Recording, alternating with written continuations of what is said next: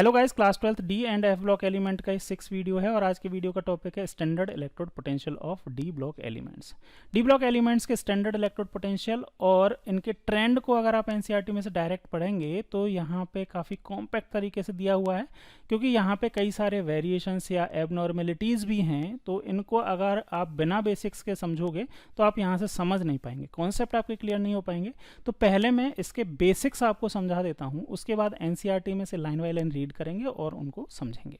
ठीक है, पहले आप समझिए कि इलेक्ट्रोड पोटेंशियल का मतलब क्या है। जैसे कोई एक मेटल है, मेटल की रॉड है, ये मेटल की रॉड डी ब्लॉक एलिमेंट्स की हो सकती है। हम डी ब्लॉक एलिमेंट्स की बात कर रहे हैं तो डी ब्लॉक एलिमेंट्स की ये मेटल की रॉड है। जब इसको एक इलेक्ट्रोलाइटिक सॉल्यूशन में रखते हैं तो यहाँ पे ये मेटल जो है वो कुछ इलेक्ट्रॉन लूज करके मेटल आयन में कन्वर्ट हो जाएगा, और जैसे ये एक्वस स्टेट में जाएंगे तो इस मेटल आयन का हाइड्रेशन होगा और ये मेटल एक्वस आयन में कन्वर्ट हो जाएगा। अब इस प्रोसेस में इस रॉड के सरफेस के ऊपर एक पोटेंशियल डिफरेंस डेवलप होता है जिसको हम इलेक्ट्रोड पोटेंशियल बोलते हैं। अब यहाँ पे ये जो है ना, ये प्रोसेस जब हो रहा है, मेटल से एक्वस मेटल आयन बन रहा है, तो यहाँ पे कई सारी एनर्जीज इन्वॉल्व होती हैं। कौन कौन सी एनर्जीज इन्वॉल्व होती हैं इसको आप समझिएगा। देखो यहाँ पे अगर मैं बात करूँ तो ये मेटल सॉलिड है और मेटल सॉलिड से मेटल एक्वस स्टेट में कन्वर्ट हो रहा है, तो यहाँ कई सारे टाइप के एनर्जीज इन्वॉल्व हैं। जैसे सबसे पहले एंथैल्पी ऑफ एटमाइजेशन, जिसको एंथैल्पी ऑफ सब्लिमेशन भी बोलते हैं। कैसे?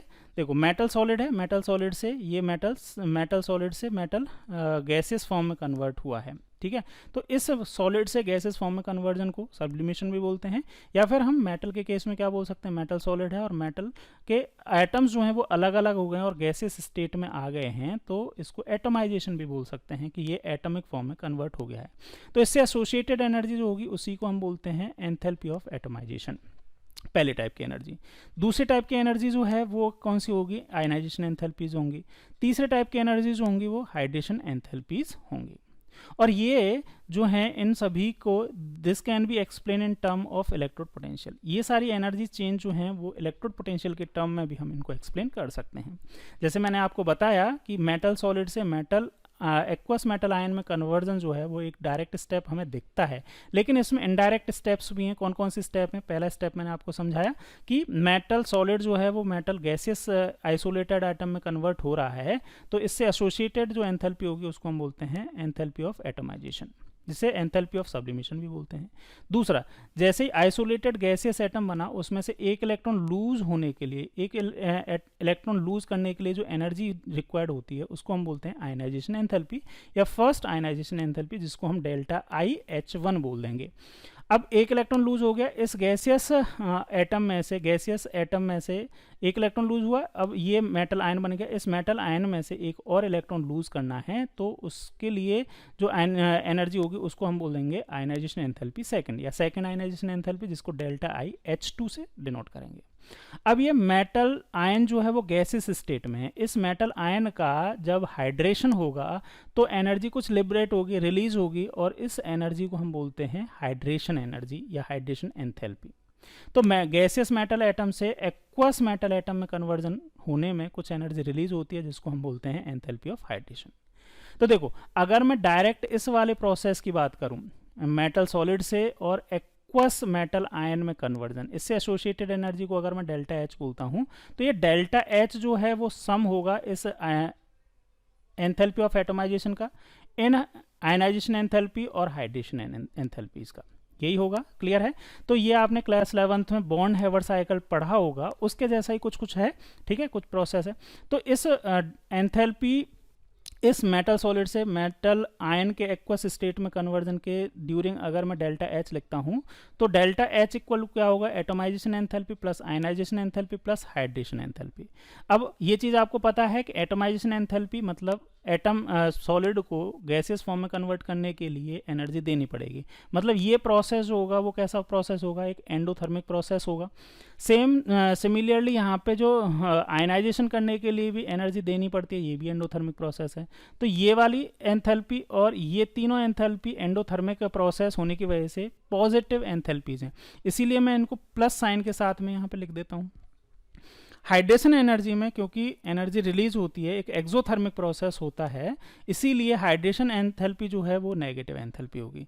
तो आप ये समझ लीजिए कि ये डेल्टा H जो है वो इन तीन तरह की एंथैल्पीज के ऊपर डिपेंड करता है कि इसकी वैल्यू पॉजिटिव आएगी या नेगेटिव आएगी।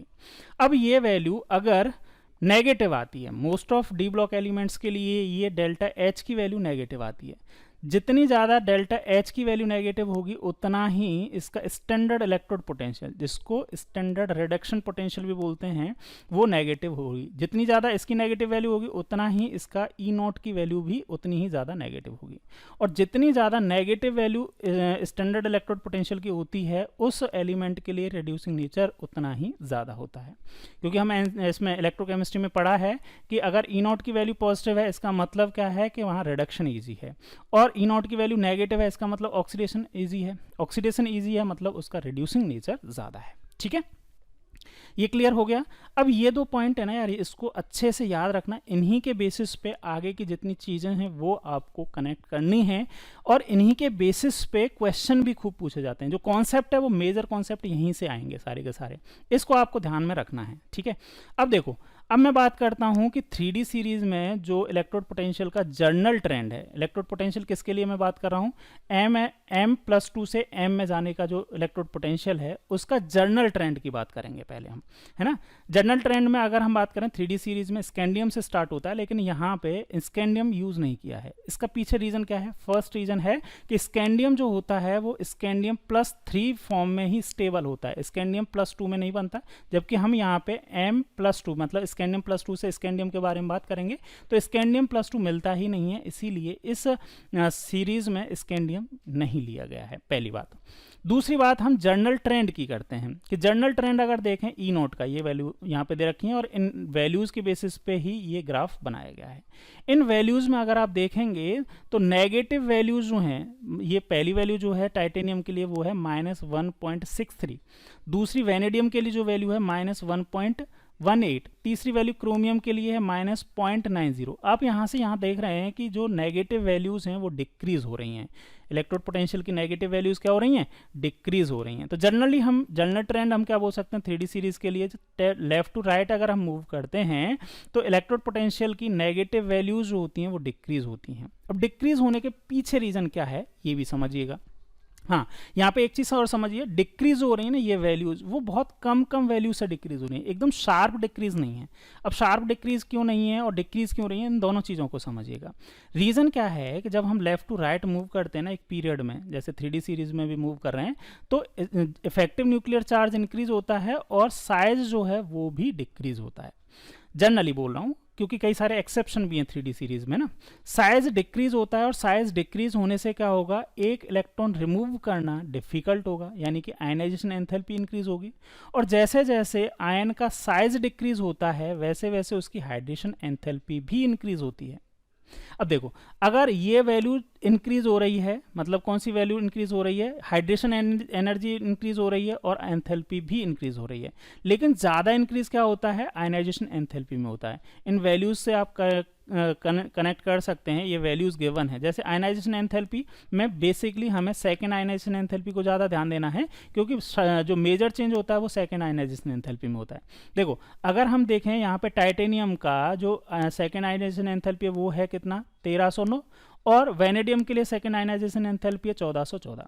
तो इन दोनों में चेंज का देखें तो 100 किलोजूल पर मोल से ज़्यादा का चेंज है, 100 किलोजूल पर मोल से ज़्यादा का चेंज है। जबकि आयनाइजेशन एंथैल्पी भी, हाइड्रेशन एंथैल्पी भी इंक्रीज हो रही है, लेकिन हाइड्रेशन एंथैल्पी 1866 से 1895 29 किलोजूल के आसपास ही इसमें चेंज हो रहा है।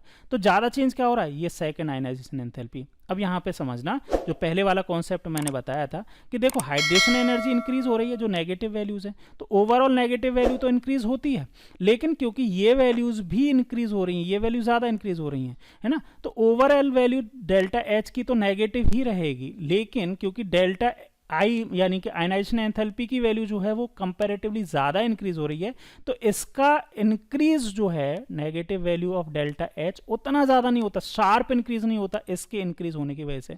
अगर ये आयनाइजेशन एंथैल्पीज की वैल्यू मतलब इंक्रीज नहीं होती, ज़्यादा इंक्रीज नहीं होती, तो negative value of delta H sharply increase होता है। इसीलिए यहाँ पे शार्प इंक्रीज नहीं होता है, दोनों ही इंक्रीज होती हैं, लेकिन शार्प इंक्रीज नहीं होने का रीज़न क्या है कि आयनाइजेशन एंथैल्पी की वैल्यू ज़्यादा इंक्रीज होती है हाइड्रेशन एंथैल्पी के कंपैरेटिवली। इसीलिए लेफ्ट टू राइट जब जाते हैं तो डेल्टा एच की वैल्यू नेगेटिव में इंक्रीज तो होती है, लेकिन शार्पली इंक्रीज नहीं होती, स्लोली इंक्रीज होती है। ठीक है, इसका रीजन समझ में आ गया। अब यहाँ पे ये तो हुआ जनरल ट्रेंड, यहाँ से क्वेश्चन ज़्यादा नहीं पूछा जाता, क्वेश्चन पूछे जाते हैं भाई एबनॉर्मलिटीज़ में से। अब ट्रेंड में इरेगुलरिटीज़ या एबनॉर्मलिटीज़ या एक्सेप्शंस बोलें कहाँ कहाँ पे हैं, ये देखो। हमने क्या बोला कि नेगेटिव वैल्यूज़ इंक्रीज होनी चाहिए, तो ये ग्राफ यहाँ 3 एलिमेंट के लिए तो ऐसे इंक्रीज वाला है, negative value increase increase increase, लेकिन यहाँ पे कई सारे एक्सेप्शंस हैं। पहला एक्सेप्शन कहाँ दिख रहा है, यहाँ फर्स्ट एक्सेप्शन आपको मैंगनीज में दिखाई देगा कि नेगेटिव वैल्यू इंक्रीज होने की जगह क्या हो गई, डिक्रीज हो गई। दूसरा ट्रेंड यहाँ पे ब्रेक होगा जिंक के लिए। जिंक के लिए भी क्या है, नेगेटिव वैल्यू यहाँ तक तो इंक्रीज हुई कॉपर तक, लेकिन एकदम से जिंक के लिए नेगेटिव वैल्यू एकदम से ज़्यादा क्या हो गई, डिक्रीज ना होके इंक्रीज हो गई, है ना, नेगेटिव में ज़्यादा चली गई। ठीक है, तीसरा जो चेंज है वो आप कॉपर के लिए देखेंगे कि सारी की सारी वैल्यूज़ नेगेटिव हैं, जितनी भी एलिमेंट्स हैं यहाँ से भी आप देखेंगे कि सारी की सारी वैल्यूज जो हैं वो नेगेटिव में है, लेकिन सिर्फ एक कॉपर के लिए वैल्यू जो है वो प्लस में है 0.34। और चौथा चेंज आप यहाँ पे भी देख सकते हैं कि यहाँ पे ये निकल और यहाँ पे कोबाल्ट और निकल, इन दोनों में अगर देखें तो निकल जो है, निकल का जो यहाँ पे जो ग्राफ है वो क्या हो गया, एकदम फ्लैट सा हो गया। फ्लैट सा होने के पीछे रीज़न क्या है कि जितना डिक्रीज होना चाहिए था नेगेटिव वैल्यूज़ में इलेक्ट्रोड पोटेंशियल के में, उतना डिक्रीज नहीं हुआ है। यहाँ से -0.28 है और ये इसका वैल्यू कितना है, -0.25, सिर्फ 0.03 वोल्ट का ही डिक्रीज हुआ है। ठीक है, लेकिन औरों में देखेंगे तो औरों में काफ़ी ज़्यादा डिक्रीज है, तो यहाँ पे तो बहुत ही कम डिक्रीज है, अप्रोक्सीमेटली इक्वल ही बोल सकते हैं। तो ये 4 यहाँ पे इरेगुलरिटीज़ हैं और इन इरेगुलरिटीज़ के ऊपर ही बेस क्वेश्चन पूछे जाते हैं, इनका रीज़न पूछा जाता है। तो इनका रीज़न आप समझिएगा एक एक करके। सबसे पहले मैं मैंगनीज़ को लेता हूँ, मैंगनीज़ वाला ये वाला केस जो है, ये आप देख रहे हैं ये वाला। तो मैंगनीज़ का केस क्या है, मैंगनीज़ में क्या है कि नेगेटिव वैल्यू यहाँ से देखो -1.63, -1.18, फिर -1.090, तो ये डिक्रीज हो रहे हैं नेगेटिव वैल्यूज। लेकिन जैसे ही -0.90 से एकदम से इंक्रीज हो गया, यहाँ तक तो डिक्रीज हो रहा है, लेकिन नेगेटिव वैल्यूज यहाँ पे एकदम से इंक्रीज हो गए, यहाँ पे -1.18 हो गया। इसका रीजन क्या है, यहाँ पे एक्सेप्शन क्या है, trends break negative values of E naught increases instead of decrease, है ना। यहाँ पे एकदम से नेगेटिव वैल्यूज जो हैं इलेक्ट्रोड पोटेंशियल की इंक्रीज हो गई।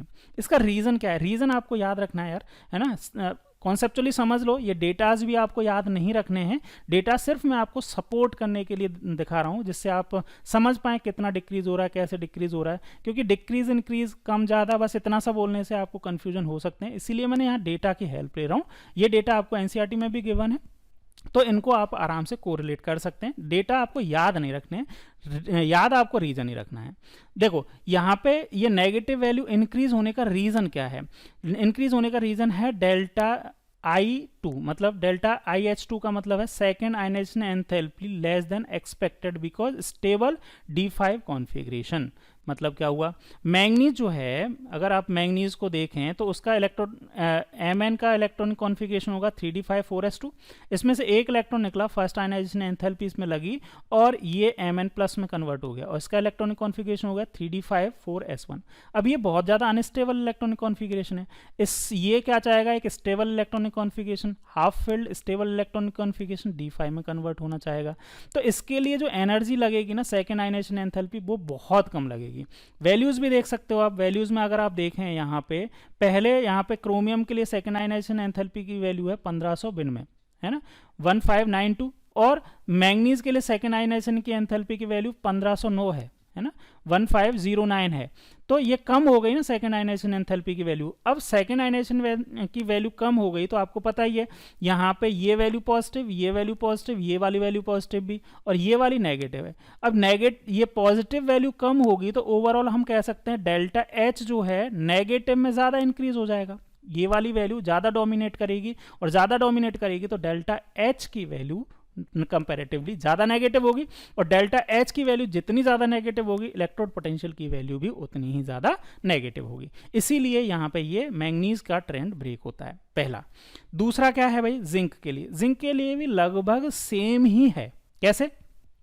देखो, जिंक के लिए अगर हम बात करें तो यहाँ पे कॉपर में 0.34 पॉजिटिव में ये वैल्यू, और इससे एकदम से नेगेटिव में वैल्यू आई -0.76। अब इसका रीजन क्या है? यहाँ पे भी ट्रेंड ब्रेक हो रहा है, डिक्रीज होनी चाहिए थी नेगेटिव वैल्यू, या यूं कहें कि पॉजिटिव की तरफ वो इंक्रीज होनी चाहिए थी, लेकिन यहाँ तो अगेन वही जो मैंगनीज वाला केस है वही ऐसा ही हो रहा है। ऐसा क्यों हो रहा है? इसका रीजन क्या है?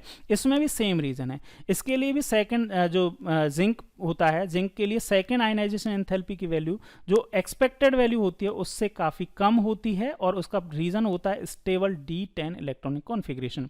जिंक प्लस में इलेक्ट्रॉनिक कॉन्फ़िगरेशन होगा 3D10 4s1, और इससे जिंक +2 जाने के लिए बहुत कम एनर्जी की रिक्वायरमेंट होगी, क्योंकि जिंक +2 में स्टेबल D10 इलेक्ट्रॉनिक कॉन्फ़िगरेशन है। वैल्यूज आप देख सकते हो, ये वैल्यू देखो, सेकंड आयनाइजेशन एंथैल्पी की वैल्यू यहाँ पे 1734 है, जबकि इससे पहले कॉपर के लिए 1958 है, 1958 है। ठीक है, तो कम है ना, काफ़ी ज़्यादा कम है। ओवरऑल वैल्यू कम होने की वजह से यहाँ पे जो वैल्यू है, ये वैल्यू ओवरऑल कम हुई। सेकेंड आयनाइजेशन एंथैल्पी की वैल्यू डोमिनेट करेगी क्या? Hydration enthalpy. तो ओवरऑल डेल्टा एच की वैल्यू ज़्यादा नेगेटिव होगी, और ज़्यादा नेगेटिव होने की वजह से ही इलेक्ट्रोड पोटेंशियल ज़्यादा नेगेटिव होगा, नेगेटिव वैल्यू में इंक्रीज कर जाएगा। ठीक है, दोनों समझ में आए? दोनों का रीजन लगभग सेम है, सिर्फ यहाँ पे मैंगनीज के लिए स्टेबल D5 इलेक्ट्रॉनिक कॉन्फ़िगरेशन और जिंक के लिए stable D10 electronic configuration gain करना रीजन है। नेक्स्ट इरेगुलरिटी है निकल के लिए। निकल के लिए मैंगनीज और जिंक जैसी इरेगुलरिटी नहीं है। मैंगनीज और जिंक में तो नेगेटिव वैल्यूज डिक्रीज होने की जगह क्या हो गई हैं? इंक्रीज हो गई हैं। लेकिन जिंक, इसमें निकल में क्या हो रहा है? निकल में जो नेगेटिव वैल्यू है जितनी डिक्रीज होनी चाहिए थी उतनी डिक्रीज नहीं हुई है, सिर्फ और सिर्फ यहाँ पे 0.03 वोल्ट से ही डिक्रीज हुआ है। पहले कोबाल्ट की जो इलेक्ट्रोड पोटेंशियल है वो -0.28 है, और निकल का इलेक्ट्रोड पोटेंशियल है -0.25 इलेक्ट्रोड वोल्ट। मतलब दोनों की जो इलेक्ट्रोड पोटेंशियल है वो लगभग सेम ही है। इसका रीजन क्या है? इसका रीजन है हाइड्रेशन एनर्जी ऑफ निकल +2 is more negative than expected. निकल +2 का अगर हाइड्रेशन एनर्जी की बात करें तो देखो, निकल +2 का हाइड्रेशन एनर्जी है अगर ये -2121 है ना, 2121 माइनस में 2121 है। तो जितनी यहाँ पे अगर आप देखें तो हाइड्रेशन एनर्जी जो हमने जनरल ट्रेंड में बात की थी ना, कि जनरल ट्रेंड में आयनाइजेशन एंथैल्पी कंपैरेटिवली ज़्यादा इंक्रीज हो रही थी और हाइड्रेशन एनर्जी कंपैरेटिवली इंक्रीज हो रही थी, कम इंक्रीज हो रही थी।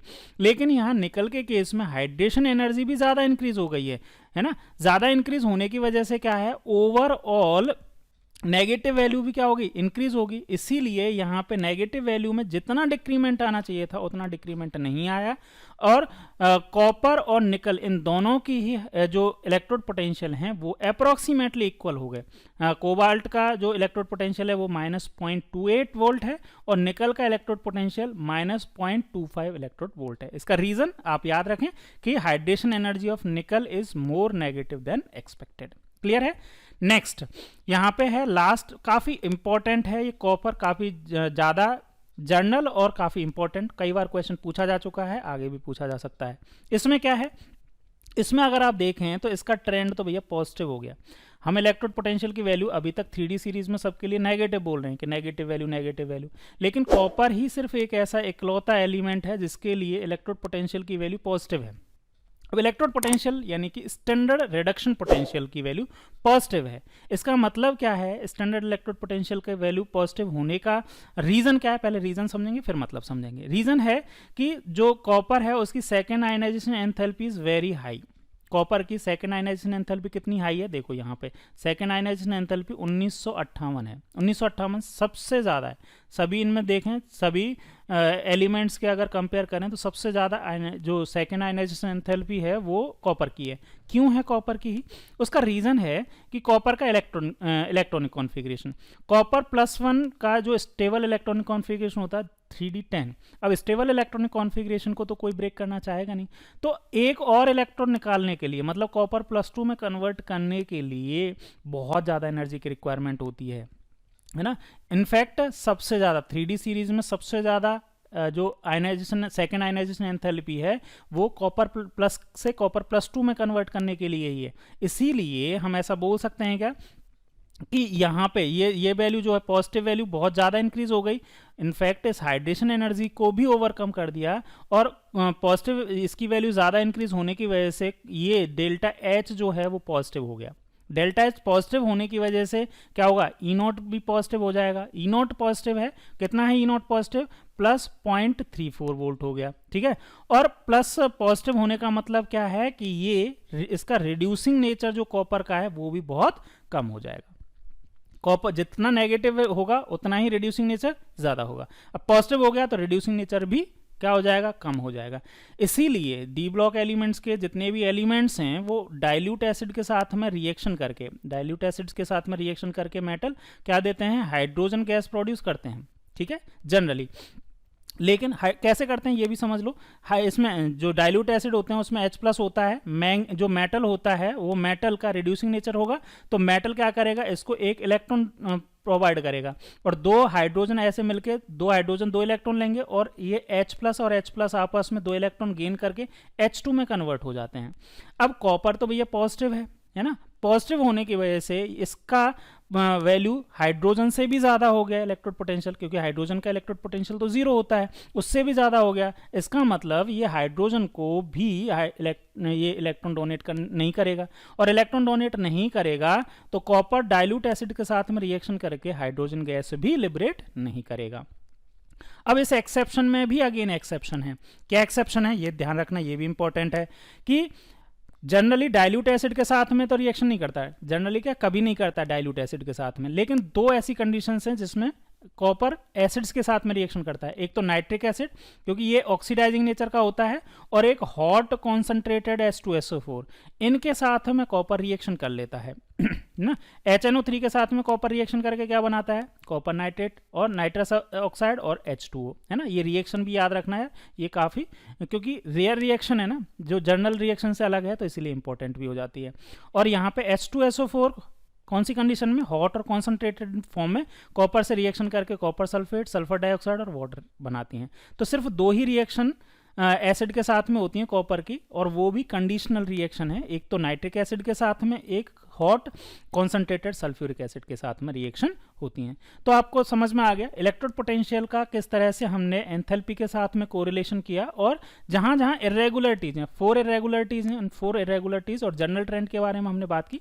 इंपॉर्टेंट है इरेगुलरिटीज, है ना, या एक्सेप्शंस भी इनको बोल सकते हैं, ये काफ़ी इंपॉर्टेंट है, तो इनको आप याद रखेंगे।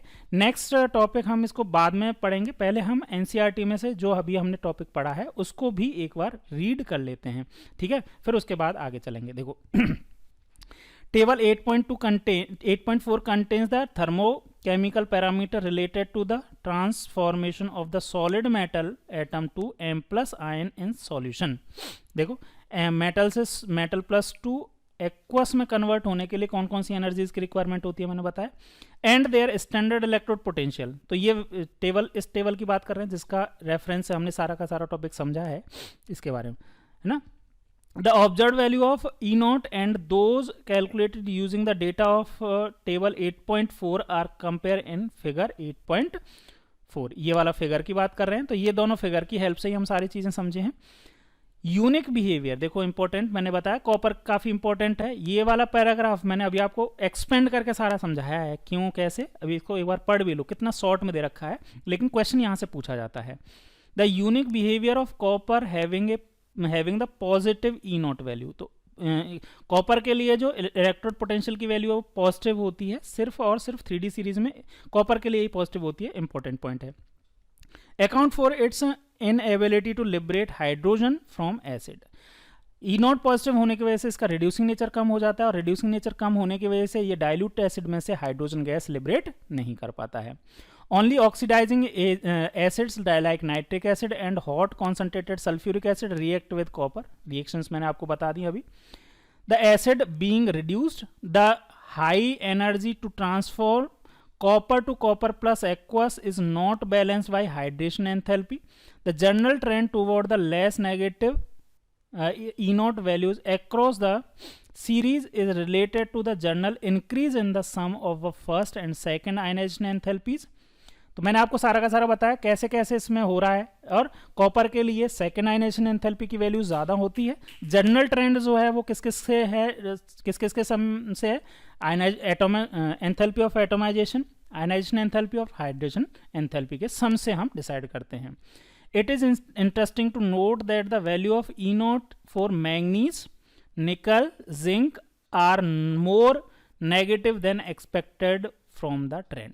देखो ये यहाँ पे मैंगनीज, निकल और जिंक ये तीन, और कॉपर का यहाँ पे बता दिया कॉपर के बारे में, है ना। ये चार जो हैं, चार जगह पे इरेगुलरिटीज आ रही हैं, चार जगह पे ये इरेगुलरिटीज हैं। इन इरेगुलरिटीज के बारे में यहाँ पे ऐसे करके शॉर्ट में बताया गया, लेकिन एक्सपेंड करके पूरा डिटेल में कॉन्सेप्चुअल मैंने आपको समझा दिया है। The stability of half filled D subshell of Mn+2 and the completely filled D10 configuration of Zinc+2 are related to their E0 values। कैसे ये वैल्यूज इनको कंपेयर करना है मैंने आपको अभी पहले बताया है, आप चाहे दोबारा एक बार देख लीजिए वीडियो को पीछे जाके कैसे कैसे हैं। तो सिर्फ यहाँ पे तो इतनी सी लाइन में ख़त्म कर दिया, मैंने आपको पूरा डिटेल में समझाया, समझ में आ गया होगा आपको। Whereas E0 for nickel is related to the highest negative value of hydration, है ना। निकल के लिए, निकल और इसकी जो वैल्यूज़ हम बात कर रहे थे ना, कोबाल्ट और निकल की वैल्यूज़ जो हैं वो अप्रोक्सीमेटली सेम है, कम डिक्रीमेंट हो रहा है नेगेटिव वैल्यूज़ का। उसका रीज़न क्या है, निकल की हाइड्रेशन एनर्जी ज़्यादा है। ठीक है, कैसे कैसे सारी की सारी चीज़ें मैंने आपको कोरिलेट करते हुए पूरी चीज़ें समझाई हैं, आई होप आपको समझ में आई होंगी। एक और चीज़ है यार, थोड़ा सा यहाँ पे इसको भी समझ लीजिए। जो कॉन्सेप्ट मैंने अभी आपको समझाया है, हाइड्रेशन एनर्जी, एटोमाइजेशन एंथैल्पी और इनकी आयनाइजेशन एंथैल्पीज वाला, है ना, उसी से रिलेटेड यहाँ पे Mn+3 से Mn+2 में इस तरह का जो रिडक्शन पोटेंशियल है, स्टैंडर्ड इलेक्ट्रोड पोटेंशियल है, उसके लिए भी थोड़ी सी बातें हैं, तो उसको भी हम यहाँ पे पढ़ लेते हैं। रिलेटेड है पहले वाले टॉपिक से ही यहाँ पे, इसीलिए इसको भी कवर कर लेते हैं। An examination of E0 for M+3 to M+2 values in table 8.2। 8.2 हमने स्टार्टिंग में पढ़ी थी, एक बार मैं आपको यहाँ पे शो भी कर देता हूँ। देखो यहाँ से ये वैल्यू जो हैं, है ना, +3 से +2, है ना, जाने के लिए जो वैल्यूज़ हैं उनकी वैल्यूज़ यहाँ पे दे रखी हैं, है ना। ये वैल्यूज जो हैं ये सेकेंड आयनाइजेशन एंथैल्पी से थर्ड आयनाइजेशन एंथैल्पी में जाने के लिए जो वैल्यूज़ हैं वो सभी के लिए यहाँ पे दे रखी हैं। अब इनमें क्या क्या है, ट्रेंड क्या है और कैसे मैक्सिमम चीज़ें आप इलेक्ट्रॉनिक कॉन्फ़िगरेशन से यहाँ पे कर सकते हैं। ये 8.2 हमने पहले पढ़ी थी ना, वही टेबल है, तो मैंने यहाँ पे इसके साथ ही ज्वाइन करके बता रहा हूँ आपको। देखो कैसे है, the low value for scandium reflect the stability of Sc+3। अब स्कैंडियम के लिए अगर आप देखेंगे तो स्कैंडियम के लिए थर्ड आयनाइजेशन एंथैल्पी की वैल्यू जो होगी वो कंपैरेटिवली कम है, इसीलिए कंपैरेटिवली कम है, इसीलिए स्कैंडियम जो है वो +3 ऑक्सीडेशन स्टेट में है। और इसका रीज़न क्या है, स्टेबल +3 ऑक्सीडेशन स्टेट में स्कैंडियम का noble gas electronic configuration gain हो जाता है, जिसकी वजह से स्कैंडियम +3 फॉर्म में स्टेबल होती है। Which has the noble gas configuration, the highest value for zinc is due to the removal of electron from the stable D10 configuration of Zinc+2। अब जिंक के लिए अगर आप बात करेंगे तो थर्ड जो है यहाँ से 3D10 में से एक इलेक्ट्रॉन निकालना बहुत डिफिकल्ट है, इसीलिए थर्ड आयनाइजेशन एंथैल्पी जो है उसकी वैल्यू बहुत ज़्यादा होगी। किसके लिए, ये देख लो यहाँ पे 3837 किलोजूल पर मोल है जिंक के लिए, बहुत ज़्यादा है। ठीक है, सबसे ज़्यादा है इनफैक्ट। ठीक है, इसीलिए Zinc+2 से Zinc+3 में कन्वर्जन होगा ही नहीं, Zinc+2 के फॉर्म में ही स्टेबल होगा, क्योंकि थर्ड आयनाइजेशन एंथैल्पी Zinc+2 के लिए बहुत ज़्यादा होगी। Reason, stable D10 electronic configuration. The comparatively high value for manganese shows that the manganese is particularly stable, है ना। अगर मैंगनीज के लिए बात करें तो मैंगनीज के लिए भी थर्ड आयनाइजेशन एंथैल्पी की वैल्यू कंपैरेटिवली ज़्यादा है।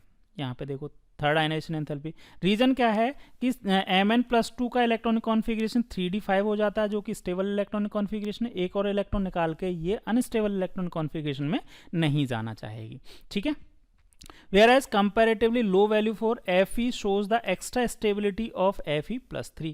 Fe+3 में भी वही अगेन मैंगनीज जैसा रीजन है कि d5 इलेक्ट्रॉनिक कॉन्फ़िगरेशन इसका हो जाता है, मतलब Fe+2 से Fe+3 में कन्वर्जन ईजी होगा। क्यों, क्योंकि Fe+3 का जो इलेक्ट्रॉनिक कॉन्फ़िगरेशन है वो 3d5 होगा, जो कि स्टेबल इलेक्ट्रॉनिक कॉन्फ़िगरेशन है, तो Fe+2 से Fe+3 ईजीली कन्वर्ट हो पाते हैं। The comparatively low value for vanadium is related to the stability of V2 half filled. अब देखो V2 जो है, V2 में अगर हम बात करें, वेनेडियम प्लस 2 में अगर हम बात करें, वेनेडियम प्लस 2 में क्या है, वेनेडियम प्लस 2 में 3D ये है 3D3।